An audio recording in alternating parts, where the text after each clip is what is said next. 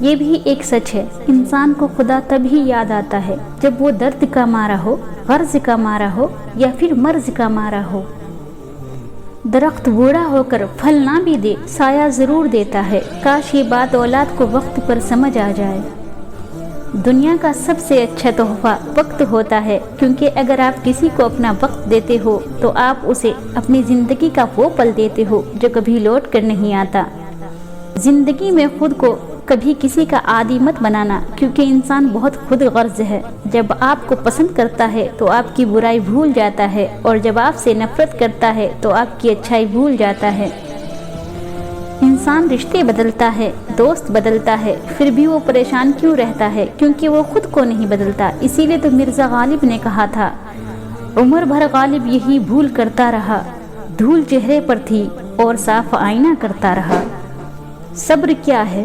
بالکل خاموشی، کوئی شکوہ نہیں، اللہ پر یقین کہ حالات بدل جائیں گے، نہ بھی بدلے تو پھر کیا، میرے رب کو بہتر پتہ ہے، یقیناً اس میں بہت بھلائیاں ہوں گی۔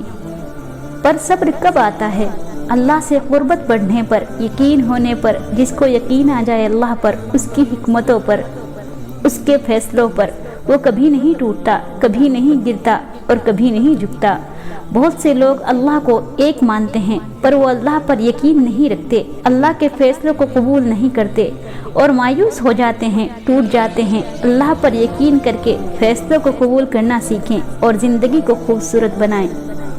نصیب بدلنے پر لوگ کہتے ہیں، ہوتا تو وہی ہے جو نصیب میں لکھا ہو۔ اللہ پاک قرآن میں کہتے ہیں، تم مجھے پکار کر تو دیکھو، میں نصیب بدلنے پر قادر ہوں۔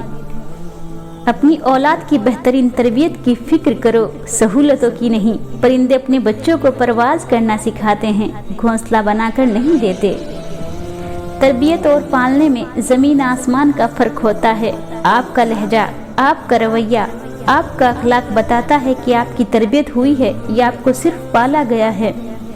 انسان کا اخلاق، زبان، سوچ اور ظرف بتا دیتا ہے کہ وہ ان پڑھ ہے، پڑھا لکھا ہے یا پڑھا لکھا جاہل ہے۔ اگر کسی کے دماغ کو جاننا چاہتے ہو تو اس کے لفظوں کو سنو، اگر کسی کے دل کو جاننا چاہتے ہو تو اس کے عمل کو دیکھو۔ یہ قدرت کا قانون ہے کہ جو انسان کسی کو استعمال کر کے اور اسے دھوکہ دے کر اپنی خوشیاں حاصل کرتا ہے تو وہ کبھی نہ کبھی خود اس سے بھی زیادہ دوسروں کے ہاتھوں استعمال ہو کر زندگی میں دکھ سہتا ہی رہتا ہے۔